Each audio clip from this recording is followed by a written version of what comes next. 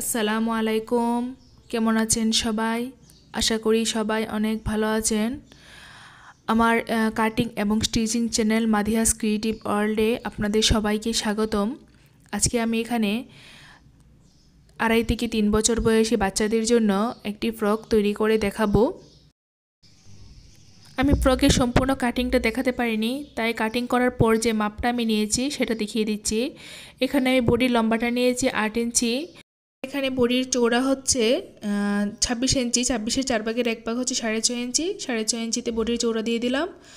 আর বডির কোমরের অংশটা হচ্ছে আরও 1/2 ইঞ্চি কমিয়ে 6 ইঞ্চি।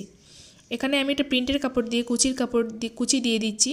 তো কুচির কাপড়টা নিচ দিক থেকে সমান করে দিলাম। কুচির কাপড়ের লম্বাটা রয়েছে 12 ইঞ্চি আর চওড়াটা রয়েছে 4 ভাঁজ করে 14 ইঞ্চি। এখন এখানে হাতা দিয়ে দিচ্ছি।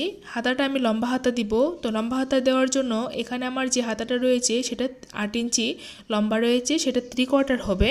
আমি আরও কিছু কাপড় জোড়া দিয়ে হাতাটাকে লম্বা করে নিচ্ছি। যেখানে একটু কাপড় 2 ইঞ্চি কাপড় জোড়া দিয়ে দিচ্ছি।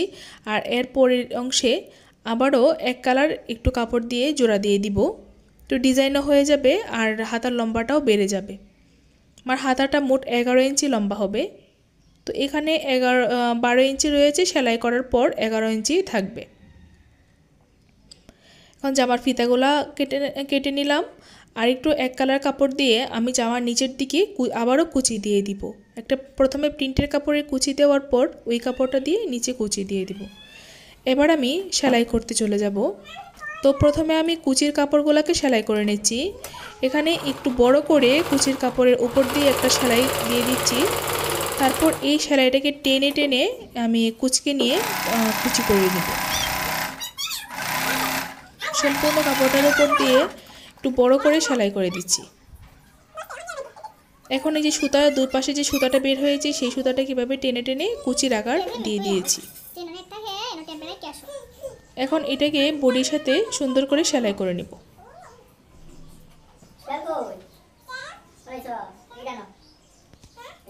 বডির সাথে মিলিয়ে নিলাম এবং সম্পূর্ণটা সুন্দর করে সেলাই করে নিলাম।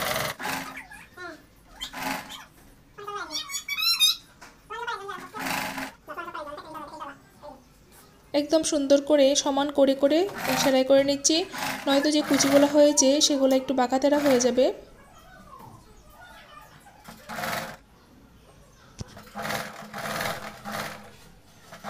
তো একবারে শেষ পর্যন্ত চলে এসেছি।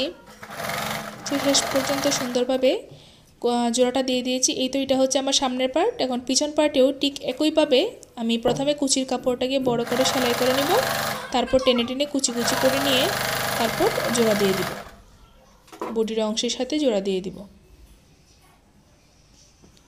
এই যে পিছন পার্টটাকেও ঠিক এভাবে করে কুচি করে নিয়েছি।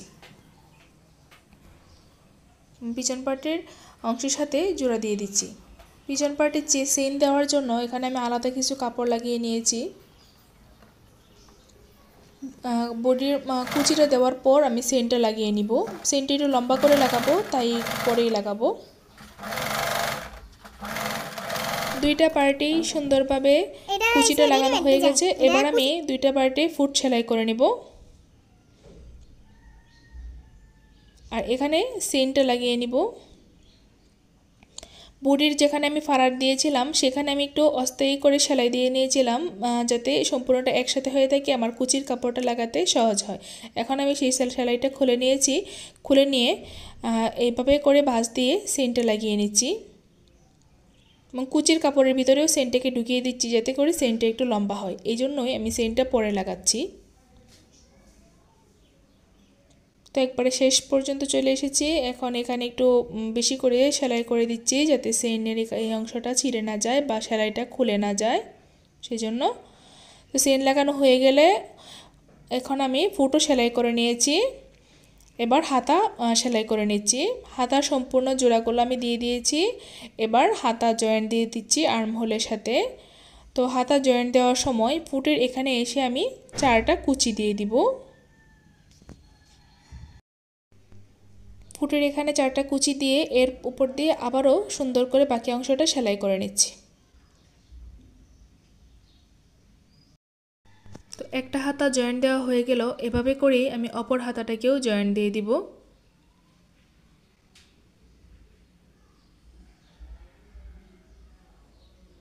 যে সুন্দরভাবে হাতাটা লাগিয়ে নিয়েছি, ওই হাতাটাকেও এভাবে করেই জয়েন দিব। দুইটা হাতা জয়েন দেওয়ার পর এখন আমি জামার বডি সেলাই করে নিচ্ছি একবারে হাতা থেকে নিচ পর্যন্ত। তো এখানে হাতার মোহরার এখানে 4.5 ইঞ্চি চৌড়া করে নিয়েছি। এখন এই যে 4.5 ইঞ্চি মাপ দিয়েছিলাম ওইখান থেকে পুরোটাতে সেলাই করে নিচ্ছি। বডির যেখানে কুচিটা শুরু হয়েছে ঠিক সেই অংশে এসে এখন আমি ফিতা লাগিয়ে নিব। তো ফিতাটা আমি সেলাই করে নিয়েছিলাম, সেই ফিতাটা এখন উল্টিয়ে নিচ্ছি।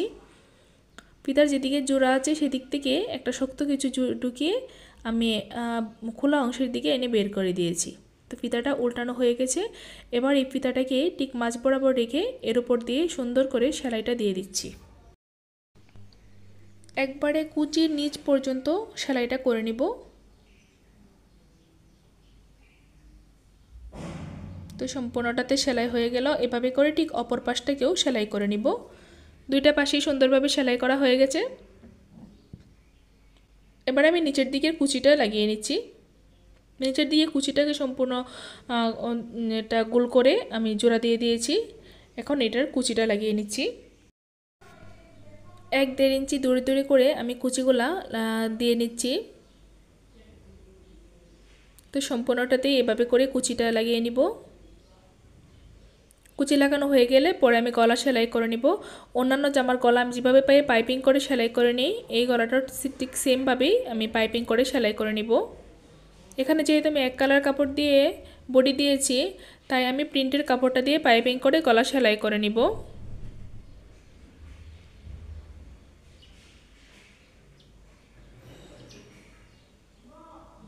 তো শেষ সম্পূর্ণ কুচিটাই দেওয়া হয়ে গেছে। একবারে শেষ পর্যন্ত হয়ে গেল সম্পূর্ণ কুচিটা দেওয়া।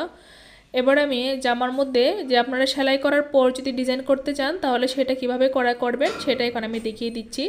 এই যে দুই পাশে 1/2 ইঞ্চি থেকে একটু বেশি করে দুইটা দাগ দিয়ে দিয়েছি। এখন এখানে এই প্রিন্টের কাপড় দিয়ে আমি একটু লম্বা ফিতার মতো করে লাগিয়ে নিব। ফুটের এখান থেকে শুরু করে নিয়েছি ফিতাটা লাগানো। এই যে এক পাশে ভাঁজ দিয়ে এক পাশ সেলাই করে নিচ্ছি, তারপর উল্টিয়ে অপর পাশটাকেও এভাবে করেই সেলাই করে নিব। উল্টিয়ে এনে অপর সাইডটাকেও সেলাই করে দিচ্ছি। উপরে ফুটের এখানেও যেখানে প্রথমে ভাঁজ দিয়ে শুরু করেছিলাম সেখানেও একটু সেলাই করে নিয়েছি। এই তো সুন্দরভাবে একটা সাইড হয়ে গেল, অপর আরেকটা পাশও এভাবে করেই লাগিয়ে নিব। এখন আমি ছোটো ছোটো কয়েকটা ফুল তৈরি করে নিব। এই জন্য 3.5 ইঞ্চি চৌড়া 7 ইঞ্চি লম্বা করে একটা কাপড় নিয়েছি। কাপড়টারে লম্বালম্বি করে এভাবে হাফ হাফ করে ভাঁজ দিয়ে দিচ্ছি। এর উপর দিয়ে দুই পাশ দিয়ে সেলাই করে নিচ্ছি। তারপর এই কাপড়টাকে উল্টিয়ে নিব। উল্টিয়ে এখানে আয়রন করে নিয়েছি কাপড়টা একবারে ঠিক সেট হয়ে থাকার জন্য। এখন কাপড়ের ঠিক মাঝ বরাবর এভাবে সুই ঢুকিয়ে কয়েকটা কুচি কুচি করে নিব। তারপর এই ঠিক মাঝ বরাবর একটা বোতাম লাগিয়ে দিব, তাহলে এখানে আমার সুন্দর একটি ফুল তৈরি করা হয়ে যাবে। তো এখানে সুতা দিয়ে দিয়ে দিলাম।